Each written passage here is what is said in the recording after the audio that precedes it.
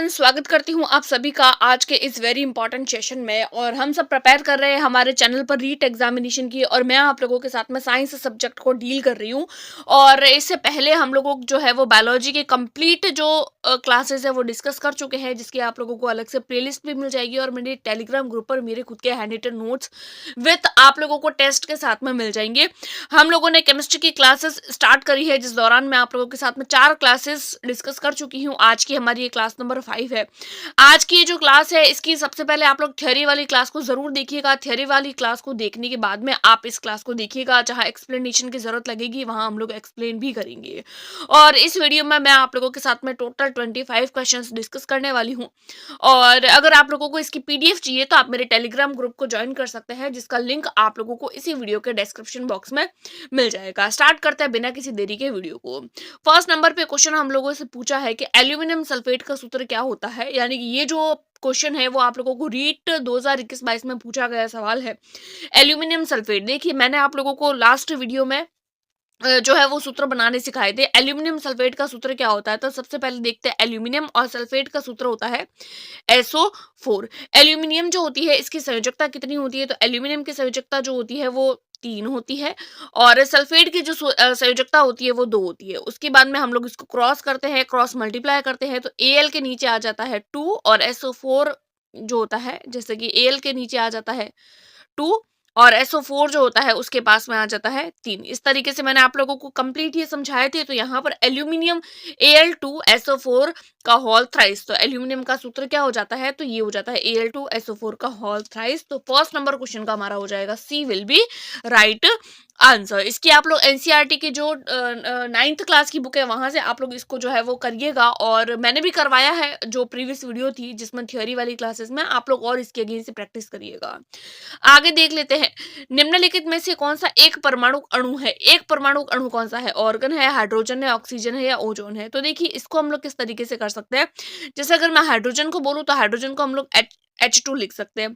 Oxygen की बात करूं तो इसको हम लोग O2 लिख सकते हैं। ओजोन की बात करें तो ओजोन को हम लोग O3 लिख सकते हैं। लेकिन ऑर्गन को हम लोग कभी भी A2 या A3 या A4 कुछ भी नहीं लिख सकते। तो लेकिन ऑर्गन जो होता है उसको हमेशा हम लोग AR ही लिखते हैं।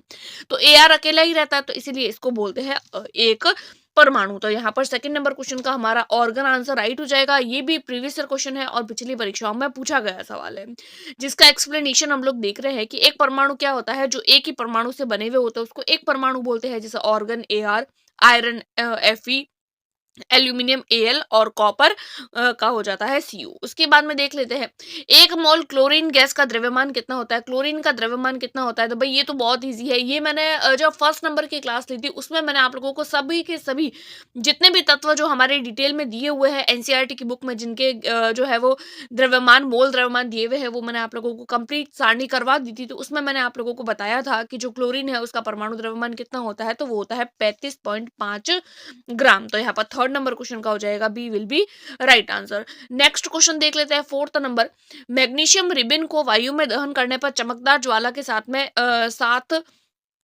रंग का बना पदार्थ, यहाँ पर श्वेत हो जाएगा, चेत नहीं होगा, यहाँ पर आप लोगों की श्वेत हो जाएगा। श्वेत रंग का पदार्थ प्राप्त होता है, यहाँ पर ये चेत नहीं है, यहाँ पर श्वेत आ जाएगा।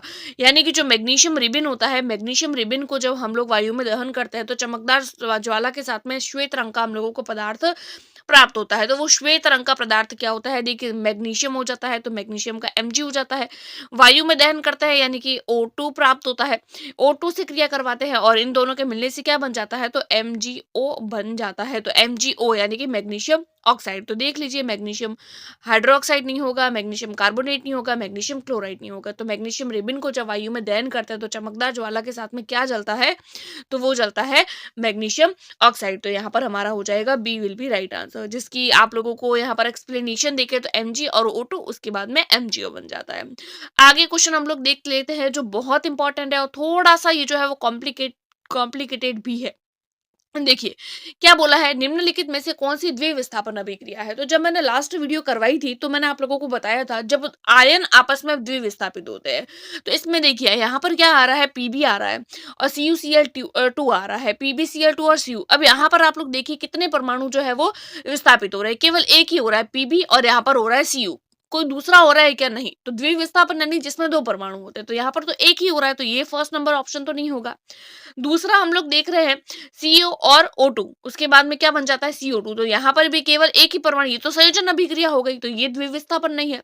आगे देख रहे हैं हम लोग CH4 और O2, इसको जब हम लोग गर्म करते हैं तो CO2 और H2O बनते हैं। अब यहाँ पर अगर आप लोग देखें तो क्या हो रहा है, ऑक्सीजन का जुड़ रहा है, हाइड्रोजन हट रहा है, तो ऑक्सीजन का जुड़ना और हाइड्रोजन का हटना वो क्या होती है, वो तो ऑक्सीकरण अभिक्रिया होती है।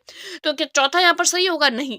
अगर हम लोग सेकंड ऑप्शन को देखें तो Na2SO4 BaCl2, तो देखिए यहाँ पर जो SO4 है वो Ba के साथ में कंबाइन हो जाएगा और यहाँ पर जो Na है वो Cl2 के साथ में कंबाइन हो जाएगा, यानी दो दो परमाणु आपस में क्या होंगे, संयोग कर लेंगे। तो यहाँ पर हमारा केवल जो है वो बी ऑप्शन राइट होगा। नीचे इसके कूट दिए हुए कौन कौन सा सही है, कि पहला और चौथा सही है, केवल बी सही है, 1 और 2 सही है, या 3 और 4 सही है। तो यहाँ पर केवल बी ऑप्शन सही है और केवल बी आप लोगों को बी में ही दिया है, इसीलिए हमारा बी ऑप्शन राइट हो जाएगा। इसका भी हम लोग एक्सप्लेनेशन देख लेते हैं।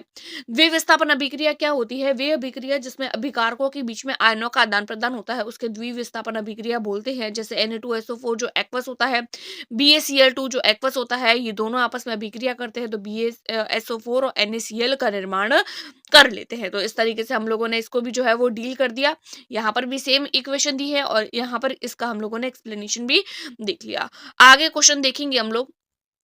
आगे वाला क्वेश्चन 1 मिनट, 6 नंबर पे क्वेश्चन है हमारा, बेरियम क्लोराइड। क्वेश्चन क्या बोला है, बेरियम क्लोराइड सोडियम सल्फेट के साथ में अभिक्रिया पर बेरियम सल्फेट और सोडियम क्लोराइड देता है। क्या बोला है, बेरियम क्लोराइड। बेरियम क्लोराइड का मतलब होता है BaCl2 सोडियम सल्फेट के साथ में, सोडियम सल्फेट के साथ में यानी कि NaSO4, ये दोनों आपस में अभिक्रिया करेंगे तो क्या बनाते हैं, बेरियम सल्फेट यानी कि BaSO4 और sodium chloride NaCl। Same to same पीछे वाला क्वेश्चन। अब यहाँ पर हम लोगों से पूछा है ये कौन सी अभिक्रिया है, तो यहाँ पर अभी जस्ट हम लोगों ने बताया कि बेरियम क्लोराइड, तो बेरियम जो है वो किसके साथ में हो रहा है, वो सल्फाइड के साथ में कंबाइन हो रहा है, क्लोराइड जो है वो सोडियम के साथ में, तो दो तत्व आपस में विस्थापित हो रहे हैं। तो कौन सी अभिक्रिया हो जाती है, तो ये हो जाती है हमारी विस्थापन अभिक्रिया नहीं होती है। विस्थापन अभिक्रिया में केवल एक ही परमाणु का विस्थापन हो रहा है, लेकिन यहाँ पर दो जो परमाणु है वो विस्थापित होते हैं।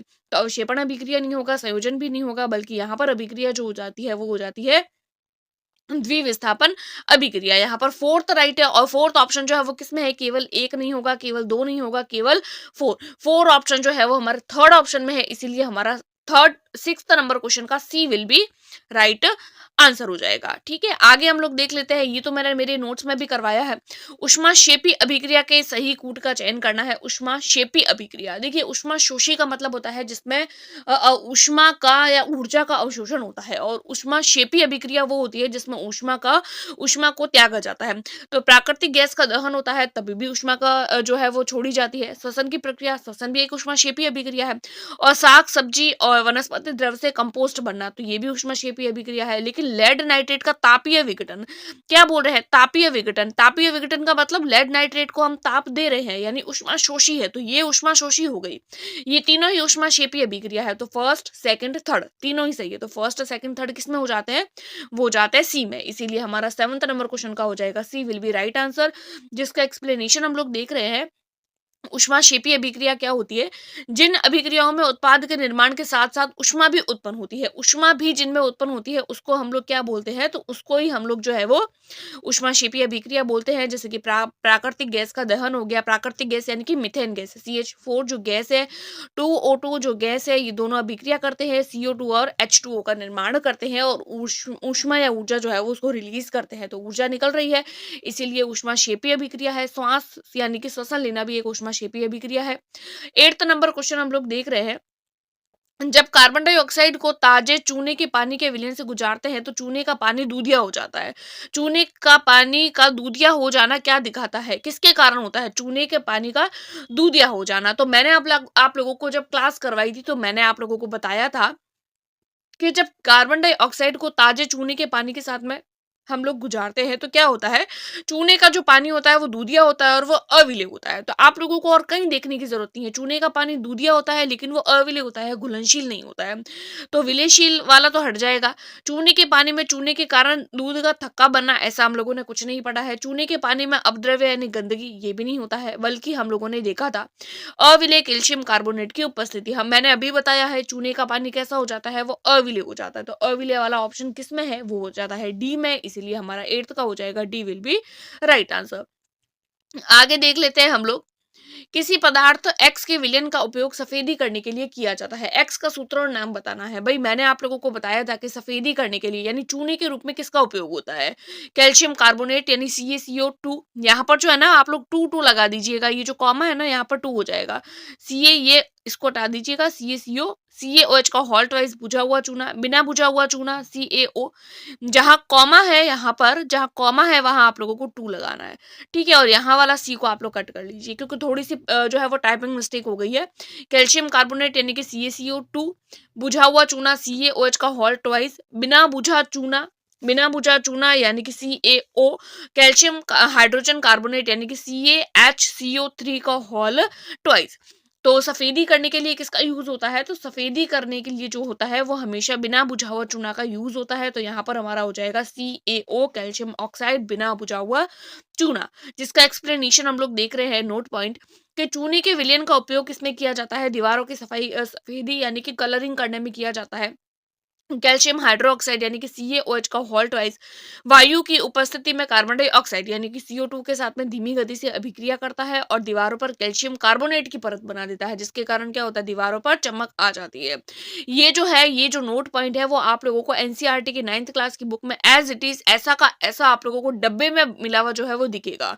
तो जो डब्बे वाली चीजें होती है ना वो ज्यादा इंपॉर्टेंट होती है और ये सारे के सारे क्वेश्चन जो है वो आप लोगों को एग्जाम में एज इट इज देखने को मिलेंगे। यहाँ पर देख लीजिए, चूने के पानी का उपयोग, चूने का विलयन, जैसे कि अगर हम लोग बात करें कैल्शियम हाइड्रोक्साइड, तो कैल्शियम हाइड्रोक्साइड वायु की उपस्थिति में किससे अभिक्रिया करता है, तो कार्बन डाइऑक्साइड से यानी CO2 से। तो क्या बनाता है, CaCO3 बनाता है। जल जो है वो निकल जाता है, CaCO3 बच जाता है और CaCO3 के कारण ही क्या होता है, दीवारों पर चमक आती है।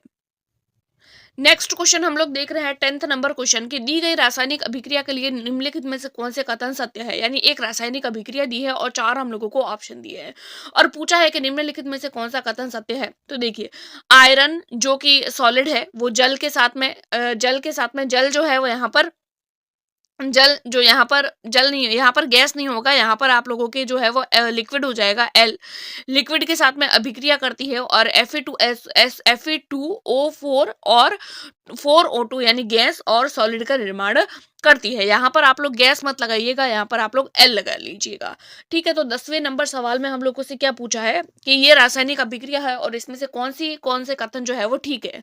तो यहाँ पर क्या बोला है, आयरन धातु ऑक्सीकृत हो रही है। ऑक्सीकृत का मतलब होता है ऑक्सीजन जुड़ रही है, तो हम लोगों को पता है यहाँ पर इसके साथ में Fe है और ये जो ऑक्सीजन है वो यहाँ जाकर इसके साथ में जुड़ रहा है, तो Fe2SO4 बना रहा है। तो आयरन धातु जो है वो ऑक्सीकृत हो रही है, बिल्कुल। तो पहला ऑप्शन तो राइट हो जाएगा।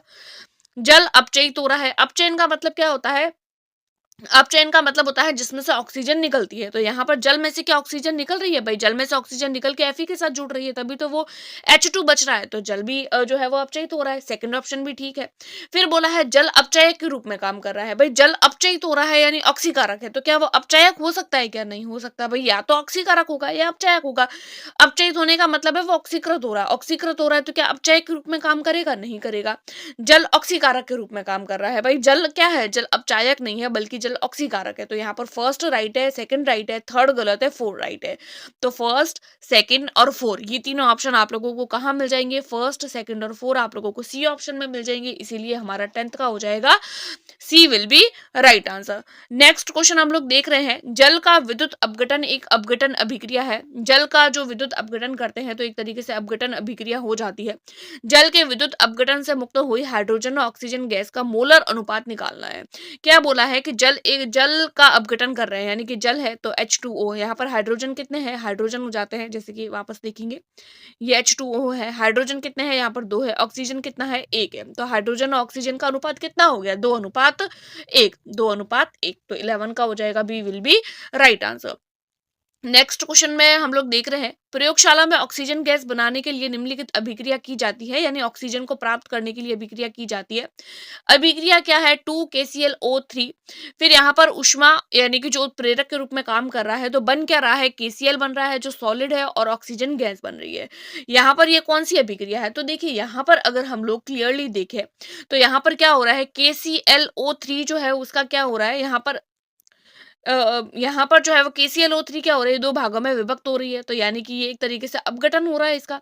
उसके बाद में हम लोग देखें ये अभिक्रिया किसके जो है वो उपयोग में हो रही है, तो ये ऊष्मा का उपयोग कर रही है ना? ऊष्मा को ग्रहण कर रही है, ऊष्मा को ले रही है।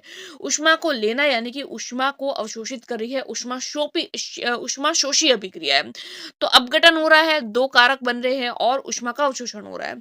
तो यहाँ पर ये अपघटन अभिक्रिया हो जाती है और साथ-साथ में ऊष्मा शोषी अभिक्रिया भी हो जाती है। संयोजन अभिक्रिया नहीं है, ऊष्मा निकाल नहीं रहे हैं, अपघटन तो हो रहा है। और प्रकाश रासायनिक अभिक्रिया नहीं है, और ये ऊष्मा प्रकाश रासायनिक अभिक्रिया तो है, लेकिन ये ऊष्माक्षेपी अभिक्रिया नहीं है। तो यहाँ पर हमारा राइट आंसर हो जाएगा, A will be right answer. इस तरीके से आप लोगों को क्वेश्चंस को एलिमिनेट करना आना चाहिए। ठीक है, 12th का हो जाएगा A will be right answer. 13 का हम लोग देख रहे हैं, 13 नंबर क्वेश्चन का, कि दी गई रासायनिक अभिक्रिया के संदर्भ में कौन सा कथन असत्य है। एक बात याद रखिएगा, अगर आप लोगों को कभी भी पूछे ना कि कौन सा कथन असत्य है, तो सबसे पहले आप लोग सत्य ढूंढिए। सत्य हम लोग देख रहे हैं। यहाँ पर देखिए, यहाँ पर क्या बोला है हम लोगों से? यहाँ पर बोला है कि सीसा अपचयित हो रहा है। अपचयित होने का मतलब क्या होता है?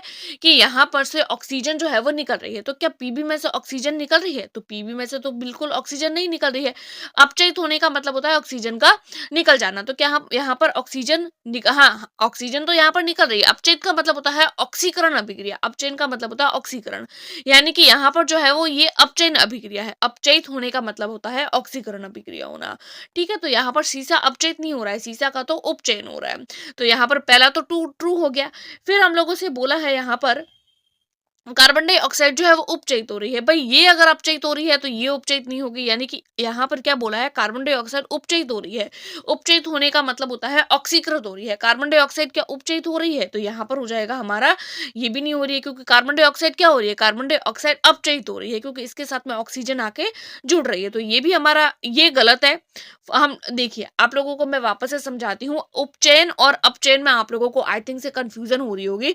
सबसे पहले अगर हम लोग बात करें, यहाँ पर देखिए सीसा उपचयित हो रहा है, शीशे का ऑक्सीकरण, उपचयन का मतलब होता है ऑक्सीकरण होना। क्या यहाँ पर ये ऑक्सीकरण हो रहा है शीशे का? नहीं, शीशे का ऑक्सीकरण नहीं हो रहा है। शीशे का ऑक्सीकरण नहीं हो रहा है, अपचयन हो रहा है। तो ये गलत हो गया, ये असत्य। जब शीशे का ऑक्सीकरण हो रहा है तो कार्बन डाइऑक्साइड, कार्बन का क्या होगा? उपचयन होगा। लेकिन यहाँ क्या बोला है कि ये अपचयित हो रही है, यानी ऑक्सीकृत हो रही है। तो ये भी ऑप्शन क्या हो गया? गलत। ये दोनों गलत है, असत्य पूछा है, तो यहाँ पर फर्स्ट और सेकंड राइट हो जाएगा। एक बात ध्यान रखिएगा, क्रिया कारकों में एक कारक अपचयित होता है तो दूसरा उपचयित होता है। पहला अगर उपचयित होता है तो दूसरा वाला अपचयित होता है। तो यहाँ पर हमारा फर्स्ट और सेकंड दोनों ही गलत है। यहाँ पर हमारा हो जाएगा A will be right answer. 13 का हो जाएगा A will be right answer. अगला हम लोग देख रहे हैं क्वेश्चन, लोह चूर्ण पर तनु हाइड्रोक्लोरिक अम्ल डालने से क्या होता है? सही उत्तर पर निशान हम लोगों को लगाना है। यहाँ पर क्या बोला है? लोह चूर्ण यानी कि एफई है, उसके ऊपर क्या डाल रहे हैं हम लोग? उसके ऊपर हम लोग डाल रहे हैं तनु हाइड्रोक्लोरिक अम्ल, यानी कि HCl डाल रहे हैं। HCl डालेंगे, इन दोनों की अभिक्रिया कैसे होगी? तो FeCl2 बन जाएगा। FeCl2 और साथ साथ में क्या बनेगा? हाइड्रोजन गैस बनेगी। तो आयरन क्लोराइड और हाइड्रोजन गैस बनेगी। तो आयरन क्लोराइड और हाइड्रोजन गैस इसमें है। क्लोरीन गैस और आयरन हाइड्रोक्साइड नहीं बनेगा, कोई अभिक्रिया नहीं होगी। आयरन लवण और लवण नहीं। तो यहाँ पर ये तो गलत हो जाते हैं। तो यहाँ पर लोह चूर्ण की हाइड्रोक्लोरिक अम्ल के साथ में अभिक्रिया करवाने पर क्या होता है? तो हाइड्रोजन गैस और आयरन क्लोराइड बन जाता है। तो यहाँ पर 14 का हो जाएगा A will be right answer. Next question हम लोग देख रहे हैं, निम्नलिखित में से कौन सी संयोजन अभिक्रिया है? संयोजन अभिक्रिया का मतलब क्या होता है? दो क्रिया कारक आपस में जुड़ जाते हैं और एक कारक का निर्माण करते हैं, एक कारक का निर्माण कर रहे हैं। तो यहाँ पर KClO3 जो ऊष्मा ग्रहण करता है, KCl और O2 का निर्माण करता है। तो ये तो वियोजन अभिक्रिया हो गई। फिर आता है हमारे फिर आता है MgO और H2O, ये दोनों आपस में मिल जाते हैं, और MgO2 का यहाँ पर कॉमा की जगह 2 लगा देना। MgOH का हॉल्ट वाइज ये बन रहा है, बिल्कुल सेकंड अभिक्रिया जो है वो आप लोगों के संयोजन अभिक्रिया है। उसके बाद में Al और O2, Al और O2 जो है उसमें क्या हो रहा है, Al2O3 का निर्माण हो रहा है, बिल्कुल ये दोनों कारक आपस में मिल रहे हैं और एक पदार्थ का निर्माण कर रहे हैं, तो ये भी राइट हो जाएगा। ZnFeSO4, तो ZnSO4 और Fe का निर्माण हो जाता है। यहाँ पर ये अभिक्रिया जो होती है वो विस्थापन अभिक्रिया है, तो ये नहीं होगा, तो हमारा हो जाएगा संयोजन अभिक्रिया में सेकंड और थर्ड राइट आंसर। और सेकंड और थर्ड ऑप्शन आप लोगों के जो है वो फोर्थ ऑप्शन में दिए हुए हैं, इसीलिए हमारा 15 का हो जाएगा D will be right answer. आगे देख लेते हैं हम लोग 16 नंबर क्वेश्चन। निम्नलिखित कथनों पर हम लोगों को विचार करना है, और निम्नलिखित में से जो है वो कथन सत्य बताने के कौन कौन से कथन सत्य है। नीचे जो है वो हम लोगों को ऑप्शंस दिए हुए हैं, 4 कूट दिए हुए हैं। सूर्य के प्रकाश में सिल्वर क्लोराइड जो है वो दूसरा रंग का हो जाता है, बिल्कुल हम लोगों ने क्लास में भी देखा था कि सूर्य का प्रकाश जब सिल्वर क्लोराइड को मिलता है तो वो ग्रे कलर का हो जाता है। सिल्वर ब्रोमाइड का उपयोग यानी कि AgBr का उपयोग जो है वो किसमें किया जाता है, श्याम स्वेट फोटोग्राफी में किया जाता है, ये बात भी बिल्कुल ठीक है। AgCl AgBr का प्रकाश ऊर्जा द्वारा विघटन उष्मा, यहाँ पर उष्मा होगा, उष्मा शोषी अभिक्रिया है, ये बात भी बिल्कुल ठीक है। दोनों ही उष्मा का अवशोषण, भाई ये दोनों अभिक्रियाएं जो होती है वो सूर्य के प्रकाश में होती है, तो प्रकाश ऊर्जा द्वारा, भाई प्रकाश ऊर्जा है तो उष्मा का अवशोषण कर रहे हैं ना, तो ये ऑप्शन भी ठीक हो जाएगा। तो पहला दूसरा तीसरा तीनों ही राइट है, और पहला दूसरा तीसरा जो है वो किसमें है, तो वो हो जाएगा सभी कथन सत्य है, तो 16 का हो जाएगा D will be right answer. आगे देख लेते हैं हम लोग। एक भूरे रंग का चमकदार तत्व एक्स को वायु की उपस्थिति में गर्म करने पर काले रंग का हो जाता है, तो वो क्या होता है, भाई काले रंग की कौन सी चीज होती है, लेड कभी भी काला नहीं होता है, तो इसको तो हटा लीजिए। सबसे पहले तो ये हट जाएगा। उसके बाद में हम लोगों को क्या बोला है कि भूरे रंग का चमकदार तत्व, भूरे रंग का चमकदार तत्व कौन सा होगा, जो काला हो जाता है, काला होके क्या बनाता है, तो देखिए भूरे रंग का चमकदार तत्व कॉपर होगा, तभी तो वो कॉपर ऑक्साइड बनाएगा, तो कॉपर ऑक्साइड होके कॉपर नहीं बनता है, कॉपर से कॉपर ऑक्साइड बनता है, तो भूरे रंग का चमकदार तत्व कौन सा है, तो वो हो जाएगा कॉपर।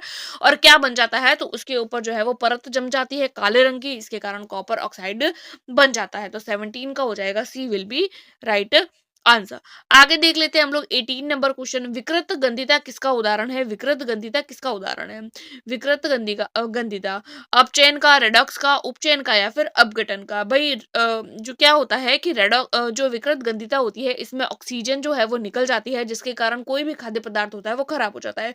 तो ऑक्सीजन के साथ में जो है वो क्रिया करते हैं, कोई भी खाद्य पदार्थ है, जैसे मान लीजिए कोई चिप्स का पैकेट है तो उसके अंदर चिप्स है, और जब वो पैक है तब तक तो ठीक है, लेकिन जैसे ही उसको हम लोगों ने उस पैकेट को खोला, चिप्स बाहर निकाल दी, और फिर अगर उस चिप्स को देखें तो वो थोड़े समय पश्चात खराब हो जाती है, यानी ऑक्सीजन जो होती है वो उसके बाहर की ऑक्सीजन जो होती है वो उसके साथ में क्रिया कर लेती है। ऑक्सीजन का जुड़ना क्या कहलाता है, उपचयन कहलाता है, तो यहाँ पर हमारा 18 का हो जाएगा C will be right answer. जिसका एक्सप्लेनेशन देख लेते हैं। वसा युक्त या तेल युक्त खाद्य सामग्री लंबे समय तक रखी जाती है तो तेल व वसा ऑक्सीकृत हो जाते हैं और विकृत गंधी हो जाते हैं, जिसका उसका स्वाद और रंग दोनों बदल जाते हैं। इसीलिए चिप्स बनाने वाली थैली में से ऑक्सीजन गैस को हटा देते हैं और नाइट्रोजन जो कम सक्रिय होती है गैस का उपयोग करते हैं ताकि उसका ऑक्सीकरण ना हो। इंपॉर्टेंट है, बहुत पूछा जाता है क्वेश्चन। 19 नंबर क्वेश्चन देख रहे हैं हम लोग। तेल के नमूने को लंबे समय तक ताजा बनाए रखने में निम्नलिखित में से कौन सी गैस को प्रयुक्त किया जाता है। तेल के नमूने को, तो अभी जस्ट हम लोगों ने विकृत गंधिता को देखा, भाई तेल का नमूना, अब चिप्स भी किससे फ्राई होती है, ऑब्वियसली उसमें भी तेल तो होता ही है, तेल का उपयोग होता है, तो ऑक्सीजन को हटा दे, ऑक्सीजन तो नहीं यूज होती है तो ऑक्सीजन को हटा दो, ऑक्सीजन हटा दी, ऑक्सीजन हटा दी, ठीक है। उसके बाद में आता है तेल के नमूने को ताजा बनाए रखने के लिए, तो अभी हम लोगों ने देखा ऑक्सीजन यूज नहीं होती है, नाइट्रोजन यूज होती है, तो नाइट्रोजन इसमें है, नाइट्रोजन इसमें नहीं है, तो ये हमारा गलत हो जाएगा। तो इस तरीके से अगर आप लोगों को कोई क्वेश्चन का आंसर नहीं भी आ रहा है तो आप उसको एलिमिनेट भी कर सकते हैं। साथ ही साथ आप लोगों के हीलियम गैस का भी कभी कभी यूज किया जाता है, तो यहाँ पर हमारा 19 का हो जाएगा D will be right answer. Next question हम लोग देख रहे हैं 20 नंबर। कुछ दिनों के बाद पीतल और कांस्य की मूर्तियां जो होती है वो हरे रंग की हो जाती है, उसके कारण के उसका क्या कारण है, कि संक्षारण होता है, उसका ऑक्सीकरण होता है, उसका अपक्षरण होता है, या फिर उसका अपघटन होता है। तो मैंने जब क्लास करवाई थी तब बताया भी था कि कुछ दिनों के पश्चात पीतल, कांस, चांदी, ये सब क्या हो जाता है, काले हो जाते हैं, इनका क्या हो जाता है, इन सब का संक्षारण हो जाता है। तो 20 का हो जाएगा A will be right answer. जिसका एक्सप्लेनेशन हम लोग देख लेते हैं। अनेक धातुएं वायु व जल से प्रभावित होती है और अपने ऊपर एक अन्य आवरण का निर्माण कर लेती है। जैसे कि लोहे पर भूरे रंग की परत जम जाती है, जंग लग जाता है। कॉपर पर हरे रंग की परत जम जाती है, CuCO3 व कॉपर कार्बोनेट बन जाता है। यहाँ पर CuCO3 आएगा, CuCO3 आएगा, है ना? यहाँ पर 20 नंबर क्वेश्चन में CuCO3 आएगा, ये ध्यान रखिएगा। जो जो मिस्टेक्स है उसको आप लोग करेक्ट करते चलिएगा। चांदी पर काले रंग की परत यानी Ag2S सिल्वर सल्फाइड बन जाता है। तो यहाँ पर ये एक्सप्लेनेशन इनके ध्यान रखिएगा, एग्जाम में पूछे जा सकते हैं। आगे हम लोग देख लेते हैं, अमोनियम नाइट्राइट का क्या सूत्र, रासायनिक सूत्र होता है अमोनियम नाइट्राइट का। ये सवाल आरटेट 2018 में पूछा गया सवाल है। अमोनियम नाइट्राइट का क्या सूत्र होता है? तो देखिए, अमोनिया का सूत्र होता है NH4। अमोनिया का सूत्र जो होता है वो NH4 प्लस आ जाता है, और नाइट्राइट जो होता है वो Ne3 हो जाता है प्लस, यानी कि यहाँ पर 1 हो जाएगा। यहाँ पर क्रॉस मल्टीप्लाई करते हैं तो NH4 का होल थ्राइस और पीछे आ जाता है N, तो NH4 का होल थ्राइस और NH4 का होल थ्राइस और N, ये ऑप्शन आप लोगों के थर्ड में है, इसीलिए इसका हो जाएगा C will be right answer. अगला क्वेश्चन देख रहे हैं हम लोग, मूलानुपाती सूत्र की परिभाषा आप लोगों को बतानी है। मूलानुपाती सूत्र की परिभाषा, वह सूत्र जो पदार्थ में उपस्थित परमाणुओं की संख्या को बताता है। बात तो ठीक लग रही है। वह सूत्र जो पदार्थ में उपस्थित परमाणुओं की संख्या के अनुपात को नहीं बताता, ये सिर्फ संख्या को बताता है। वह सूत्र जो पदार्थ में उपस्थित परमाणुओं की संख्या के सरल अनुपात को दर्शाता है, बिल्कुल नहीं, सरल अनुपात को नहीं दर्शाता है, बल्कि केवल परमाणुओं की संख्या को दर्शाता है। उपरोक्त में से कोई नहीं होगा, ठीक है। उसके बाद में हम लोग इसका देख लेते हैं, परमाणु जो मूलानुपाती सूत्र जो होता है वो क्या होता है? तो वह पदार्थ जो पदार्थ में उपस्थित परमाणुओं की संख्या को बताता है, यानी कि उसके अंदर कितने परमाणुओं की संख्या है। तो यहाँ पर 22 नंबर क्वेश्चन का हो जाएगा A will be right answer. आगे हम लोग देख लेते हैं 23 नंबर क्वेश्चन, निम्नलिखित में से ग्लूकोज का मूलानुपाती सूत्र हम लोगों को बताना है। ग्लूकोज का मूलानुपाती सूत्र कौन सा होता है? देखिए, यहाँ पर जो 22 नंबर क्वेश्चन है उसमें मुझे जो है वो थोड़ा सा गलत लग रहा है ऑप्शन। आई थिंक मेरे यहाँ पर, मेरे हिसाब से यहाँ पर थर्ड नंबर होना, सेकंड नंबर क्वेश्चन ऑप्शन होना चाहिए। मूलानुपाती 22 नंबर क्वेश्चन को आप लोग ध्यान रखिएगा। मेरे हिसाब से यहाँ पर इसका ऑप्शन सेकंड होना चाहिए। वह सूत्र जो पदार्थ में उपस्थित पदार्थों की संख्या के अनुपात को बताता है, बिल्कुल। यहाँ पर अब आपका 22 नंबर क्वेश्चन का हो जाएगा B will be right answer, क्योंकि नीचे इसका हम लोग एक्सप्लेनेशन भी देख रहे हैं, अनुपात को बताएगा। मूलानुपाती सूत्र होता है वह सूत्र जो पदार्थ में उपस्थित परमाणुओं की संख्या को सरल अनुपात में प्रदर्शित करे, सरल अनुपात में, परमाणु संख्या को अनुपात में हम बताए नहीं, सरल अनुपात जो है वो इसका प्रदर्शित करता है। तो यहाँ पर सरल अनुपात कैसे होता है? जैसे कि देखिए, मान लीजिए ये बेंजीन है C6H6, अब यहाँ पर इसको अगर हम कट करते हैं तो 1:1 आता है, ये सरल अनुपात हो गया। उसके बाद में ग्लूकोज देखे तो C6H12 और O6, तो 6:12:6, इसको अगर हम लोग कट करते हैं तो 6 1 6, 6 2 12 और 6 1 6, तो 1:2:1, तो सरल अनुपात बन गया। इस तरीके से आप लोग इसको देख सकते हैं। उसके बाद में हम लोग देख लेते हैं कि ग्लूकोज का मूलानुपाती सूत्र क्या होता है। ग्लूकोज का मूलानुपाती सूत्र, तो अभी हम लोगों ने देखा C6H12 और O6, यहाँ पर ये कट जाएगा एक बार, ये कट जाएगा दो बार, ये कट जाएगा एक बार, तो क्या बचा? C बचा, H2 बचा और वापस से O बचा, तो CH2O, CH2O, ये ऑप्शन आप लोगों के डी में है, तो इसीलिए यहाँ पर आप लोगों का 23 का हो जाएगा D will be right answer.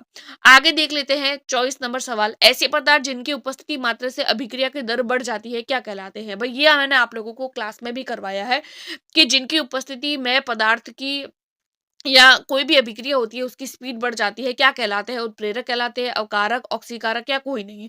तो यहाँ पर जिनकी उपस्थिति में पदार्थ की या कोई अभिक्रिया है उसकी दर बढ़ती है तो वो उत्प्रेरक कहलाते हैं, इसको याद रखिएगा। एक्सप्लेनेशन देख लेते हैं। उत्प्रेरक वे रासायनिक पदार्थ होते हैं जो अभिक्रिया के वेग को परिवर्तित कर देते हैं लेकिन स्वयं अपरिवर्तित रहते हैं, वो उत्प्रेरक कहलाते हैं। जैसे वनस्पति तेल और हाइड्रोजन, ये दोनों किसकी उपस्थिति में? निकल उत्प्रेरक की उपस्थिति में अभिक्रिया करते हैं, जिसके कारण अभिक्रिया फास्ट हो जाती है और वनस्पति घी का निर्माण हो जाता है। आगे देख लेते हैं हम लोग, क्या होता है जब शुष्क बुझे हुए चूने की अभिक्रिया किससे करवाई जा रही है? शुष्क बुझा हुआ चूने का सूत्र क्या होता है? CaOH का होल ट्वाइस। शुष्क बुझे हुए चूने का सूत्र ये होता है। इसकी अभिक्रिया किससे करवा रहे हैं? इसी अभिक्रिया क्लोरीन से करवा रहे हैं। क्लोरीन से करवाते हैं तो क्या बनता है? इन दोनों की जब अभिक्रिया करवाई जाती है, किसकी करवा रहे हैं? देखिए, ये जो सवाल है वो रीट 2015 में पूछा गया सवाल है और बहुत इंपॉर्टेंट है। क्वेश्चन क्या पूछ रहे हैं हम लोगों से? क्या बन जाता है यहाँ पर, क्लोरीन गैस के साथ में अभिक्रिया करवाते हैं। तो देखिए वापस से हम लोग एक बार क्वेश्चन को समझेंगे। शुष्क बुझा हुआ चूना, शुष्क बुझा हुआ चूने का सूत्र क्या होता है, तो वो होता है CaOH का होल ट्वाइस। उसकी अभिक्रिया किसके साथ में करवा रहा है, तो Cl2 के साथ में। जब ये दोनों आपस में अभिक्रिया करते हैं तो CaOCl2 बनता है और साथ ही साथ आप लोगों के H2O यानी कि जल बन जाता है, CaOCl2 बन जाता है। तो यहाँ पर CaOCl2 किसका सूत्र होता है, तो वो होता है विरंजक चूर्ण का। और ये सवाल रीट 2015 में पूछा गया सवाल है, इसीलिए मैंने इसको इंक्लूड किया है। विरंजक चूर्ण बनने की प्रक्रिया ये है। तो यहाँ पर 25 का हो जाएगा, A will be right answer. Explanation हम लोग देख रहे हैं। CaOH का होल ट्वाइस की अभिक्रिया Cl2 से करवा रहा है, CaOCl2 आप लोगों के इसमें बन रहा है, CaOCl2 बन रहा है और जल बनता है। तो ये CaOCl2 जो होता है वो विरंजक चूर्ण का सूत्र होता है। विरंजक चूर्ण यानी कि ब्लीचिंग पाउडर भी जिसको हम लोग बोलते हैं। शुष्क बुझा हुआ चूना कैल्शियम हाइड्रोक्साइड पर क्लोरीन की अभिक्रिया से क्या होता है, विरंजक चूर्ण का निर्माण होता है। और विरंजक चूर्ण को CaOCl2 से दर्शाते हैं, जिसका उपयोग वस्त्र उद्योग में सूती व लिनेन के विरंजक के लिए हम लोग करते हैं, रासायनिक उपयोग में करते हैं और पेयजल में से जीवाणुओं को नष्ट करने के लिए भी इसका उपयोग किया जाता है। तो टोटल 25 क्वेश्चंस हम लोगों ने डिस्कस कर लिए। आप लोगों के कितने मार्क्स बन रहे हैं इन 25 में से, वो आप मुझे कमेंट करके जरूर बताइए। अगर आप लोगों को इसकी PDF चाहिए तो आप मेरे टेलीग्राम ग्रुप को ज्वाइन कर सकते हैं। Thanks for watching.